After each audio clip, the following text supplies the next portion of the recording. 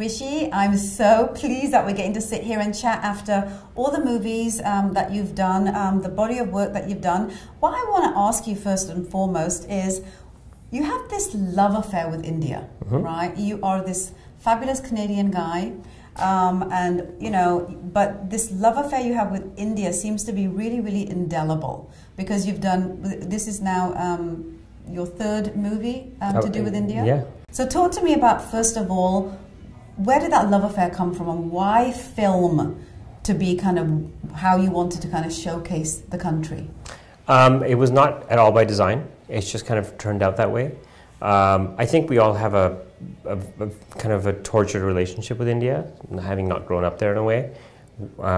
It was very cliche, in fact, when I was 16, and I had such a problem with the things I was seeing, not because it was happening in India, but because it wasn't happening elsewhere. And you don't realize that. You don't realize what we have, what we're growing up with, all these things. Again, it's very cliche in a way.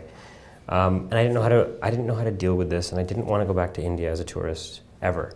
And so then when I was finishing film school, and this opportunity to do Amal came up, my first film, which thematically addressed a lot of these issues I had. Yeah. And it became an exploration. I figured, you know what, this is a way for me to go back with a mission, and I could probably stomach a lot of the things I'm seeing and coming to terms with in terms of where I come from. It also addressed it in a way I think a lot of people will relate to, and cinematically, because I was studying film. And then a strange thing happened. Every time I'm finishing a film, you shoot a film, you get the footage, you leave, then you have to come back for a little bit of ADR, for some dialogue recording in the last part of the process. And every time I do that on a film, I go back there, and I'm a little bit more relaxed, because you're just doing some audio with some actors, and then I'll have some extraordinary life experience, and I'll leave and I'll say, damn, I think that's another movie there. So it just at the very end, it's like a little hook that pulls you back. And then it'll take another 3 or 4 years to come to terms with that experience, then I'll go and finish, and then when I'm finishing the sound, something crazy will happen. I'll say, oh my God, that's going to be another 5 years of my life, and I have to address it because it says something about humanity, and it says something about how I'm evolving, and how my perceptions and all this stuff keeps happening. And then when I was finished, this opportunity came to do India in a day, which meant I actually didn't have to shoot. It was just people giving me the footage all over, which was a huge opportunity to just use whatever skills our team might have to channel that footage. So now it's become, I think, a long-term life project where I'm just going to probably continue exploring it, because it's also a place where humanity is just laid bare. And cinematically, you're pointing a camera on a street, as you know, you could potentially capture the best and worst of what humanity is capable of in the same frame, in minute details. And cinematically, that's very attractive, but if you're actually trying to figure out how we relate to each other as people in a place where there's too many and too few resources, that is a prime place to do it, and we happen to speak the language, so we have a way in. Absolutely, and you've told this same story, but kind of with a different focus in all 3 different movies that you've done in India. So I want to talk about India in a Day. What does that title even mean? Yeah, it's maybe time is the only thing that unifies India, because it is literally a day unfolding on screen, midnight to midnight, and we just see from other people's footage that they submitted to us how it's unfolding. So we jump from one place to another, we jump from one story to another, but time is moving. So as the sun starts rising and people are waking up, we see people waking up in different parts of the country, we see people going to work in different parts, and then we stop. And we stop with a character for a moment, and we see what this character is about. And then we carry on, and sometimes we come back to that character, sometimes we don't. But I think you do get a sense of how varied the country is, how it completely defies categorization. I was talking to somebody about trying to understand India. I've made 3 feature films there. I've spent probably 5 of the last 10 years there. I don't know it at all. I have a familiarity and comfort with my place there in certain cities. I don't know the country. I can't figure it out. I don't think any of us do. I think Indians will walk down the street and be surprised every day if they're open to that. Absolutely. What I find interesting with this particular movie is you've got quite the cast of executive producers, right? Tell me how that all came along. Ridley Scott, right? Anurag, Kashyap. How did 2 very, very different filmmakers actually come along and decide they want to actually document a specific ideology and understanding of what the country is through these various different stories. Yeah. So Ridley and Scott Free, it's their idea, this in a day concept. They've done Life in a Day 6 years ago, which was the whole world. Yes. They did Japan and Britain in a day. And so that was something Ridley was attached to. It's him and his company, Scott Free Productions. It was their idea. In this circumstance, when they decided to do to India in a day, which I think was exciting for everybody, including someone like Ridley, and then the team came to me after seeing my work and asked me to be involved. I was very happy to. And then they said, well, who do you think, as an Indian executive producer / partner, would be valuable to the project? Creatively, and Anurag's a very dear friend, and I've known him for years. And I just said, well, I think this is the guy, and I called him and I said, this is what we're doing, and he said, yes, yes, yes, yes. I mean, no question. Yes. And he was so instrumental in getting the word out and so giving us support when we needed him to look at stuff creatively. He was there. And then we had contacted Shekhar Kapoor. Anurag contacted Zoya Akhtar, they're all friends, and R. Balki, another director, and they did call out videos. Because they have networks and they have a reputation and they have credibility, and they didn't even hesitate. I mean, they feel very deeply about what this can be, and they recognize it as an opportunity for expression through film. Absolutely. What is it that you want people to get out of this particular storytelling that is very different from what you've done with the other two Indian movies, Amal and Siddharth, in the fact that that was specific storytelling, this is documenting stories. Yeah. So there's a very big difference between that. There is a huge difference. And in fact, what I hope people get, not going into the themes of the film, I think just, you watch the film because I hope it's very compelling. But I hope people see from kind of a representation standpoint that if as an independent filmmakers, independent Indian filmmakers, you're trying to represent ideas that are usually issue-based, whether it's social issue or personal issue or some sort of observational thing. You're trying to represent that in a film and explore it. And if a regular person on the street is expressing that issue better by just speaking to a phone and submitting that footage to us, they're doing it in a more honest and genuine way. There's no artifice. We watch it and right away realize, oh my God, they're not trying to hoodwink us. They're not trying to sell us anything. They did it, they just gave it. They're all. If that's happening and it's happening successfully, then what we do as filmmakers with money and resources and people and time, what you're doing as a journalist, well, we have to do better. Yes. And this is not a criticism, this is a call to rise to the change in how people are engaging with narrative through social media. Absolutely. It's remarkable. I mean, you imagine 6 years ago, there's no way this would be happening in India. They wouldn't be able to have the technology, and they wouldn't necessarily have the wherewithal to know how to, as an amateur, present a narrative in a 2 or 3 or 4 or 5 minute film or a 20-hour thing. Now they do it, and they're experts at it so quickly. Yes, absolutely. And I noticed that in the film, right from the beginning, right to the end, was just this underlying theme of technology and the phone and wireless and, how it's such a huge part of how, the culture moves through communication in India now, right? Sure. Which was never the case. No, I mean, we know it. For decades it wasn't the case, and all of a sudden, everyone went from having nothing to cell phones. And the landline thing didn't even exist for most villages. So there was it was a jump ahead technologically. That's definitely an idea in the film. And we try to present it that in a more almost neutral manner of looking at it and saying, this is what's happening, for better or for worse. I think we leave that judgment to people.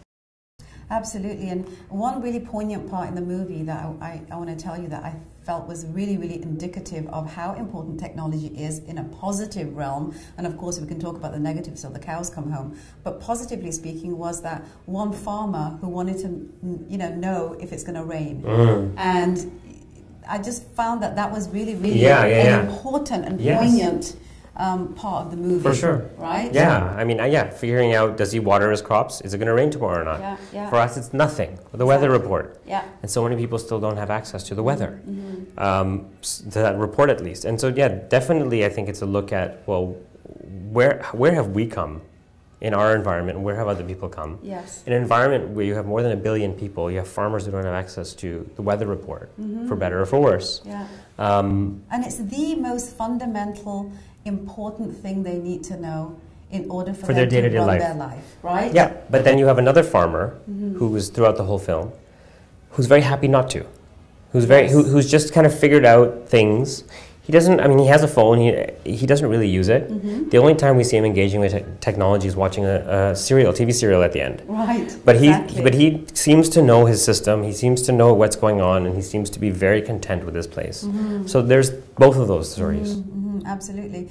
Another interesting thing I find, which I feel is almost kind of your signature, and that is, you don't really talk about the Bollywood cultural phenomenon in India, which is massive, obviously, and you don't really talk about the affluent lifestyle. You talk about that Indian, which isn't the one that here as NRIs or as expats that we actually even focus on, so to speak. I feel it's deliberate, so talk to me about that. I'll tell you what, it may have been deliberate if I was shooting the film, but I didn't. And we received nothing from that affluent, what we call affluent society. Not a single clip came to us. Isn't that interesting? Isn't that interesting? Yeah. So that's the representation. And in terms so it wasn't on purpose. It just organically. No. If I'm showing a day in India, I want to try and show a cross section of the experience of being Indian in that country. Right. And there was a huge chunk missing. But that was who chose to participate. And same with the representation of that mainstream Indian kind of Hindi cinema, Tamil cinema, all that stuff. It didn't actually come to us. Right. We have one quick shot of a street painter who has an Amitabh Bachchan, big Amitabh Bachchan on the wall, and that was it. Now I will say with that, I don't mind that because it's not like they need the bandwidth to communicate themselves. I mean, that is a communication industry which is doing just fine in terms of getting eyeballs. Right. So in terms of the experience of a common Indian, if that's what they choose to show us, and if it was overwhelmingly about films, then of course we put it in. Absolutely. But in this case, it was kind of the everyday, and to me, I think things that kind of go without saying, it wasn't that as important. There was this underlying feeling that people were fighting with rural, traditional space and lifestyle, and then kind of like the need to have to step out of that to earn a living, like, you know, the dhaba. The transgender. Who was to know that there'd be transgender community is running and operating and needing to do this because, you know, they've been told to leave, or they've been told that they can't have certain opportunities that the rest of us have. But I feel that beautifully, and it seemed almost like it flowed through the story without it being put there on purpose, but it was purposeful. Definitely. So that's it definitely the feeling was. But the thing is, again, understanding, for example, the transgender story, shot by two guys who are jokers. Yes. They're riding their motorcycle to this place, and they keep telling us we're taking you to a special place. In the very beginning of the film, one of the friends, wakes the other guy up by putting water on his face, and you kind of these are the same two guys. And we saw the footage. We're like, who are these guys, and where are they taking us? And then they land at this place, this transgender dhaba, and even afterwards, they interview the workers, and afterwards, even how he breaks it down, he's still doing it in such a jovial manner. He's still a joker. Yes. But it's like, look, we just wanted to take our time and show you this because it's really important. But we're gonna go eat. You know, it's just, and I love the spirit of that. Yeah. Where it's like, we're not gonna stop. Yeah. We're not gonna stop and cry about this. But there are things we need to address. Yeah, and they're conscious. That's the point, right? It's like it seems like they don't live their life consciously, but they do because they know that this is He said himself that this is special. Yeah, it's special. He said the word special. Right, which was really, really incredible. Yeah. And you know, as we wrap up, there's so much I want to talk to you about, Rishi, but as we wrap up, I want to tell you that I had this really great sense from the beginning of the movie to the end of hopefulness, and everyone, regardless of their situation, just seemed happy, right? I mean, they seem happy. It was like, I didn't see like the dark of India, or you know, or people who were talking about their challenges weren't talking about it from a dark place. Yeah. It always seemed to always be kind of like the sun is shining regardless. Or like the lady with the sun. Yeah. Right? I mean, but I mean, look at her in her circumstance. She's sitting on her terrace, and she's taking 5 minutes away, and she's explaining how this is her 5 minutes of break away from her son, away from the life, where she mulls over it. Does she regret her life? Did she get to do the things she wants to do? But don't you and I ask those questions? Of course. Irrespective of where we live. But the thing is that comes from a dark place, but also a hopeful place. There's still so in that way, she's not happy when she's presenting it. Yeah. But there's to me there's an element of, well, there's still life ahead of me. I still can do that, or maybe I am happy. Maybe I'm just second guessing. So it's not like it's darkness without hope. It's presented to us. I think that's maybe this project is an insight into the Indian kind of soul. Yes. That there is always darkness lurking, and yet, you know what, we're gonna get through this because we have nowhere to go but forward. Yeah. And I got that with the documentary as well. It's been such a pleasure chatting with you, sweetheart. I noticed right at the ending, and I have to ask you this one last question. Right at the ending, there was this question asked about, 68 years after independence, have we really accomplished enough with kind of trying to fix the country after the British Raj left, right? And the sense of where are we headed as a country? What's your perspective on what was said there? I mean, I included it for a reason. Yeah, I think it's a very important point. Yeah. And he even says, I hope in 15 or 20 years we're able to do more, particularly for marginalized women, people and women, especially. Absolutely, yeah. But I think that is, to be honest, the crux of what a lot of the film is about. Is what direction are we going in? Yeah. For better or for worse, is it good or bad, and who have we left behind? And these are the fundamental questions I think the people were asking in the footage, and I think these are questions we need to ask regardless of where we are in the world. Absolutely.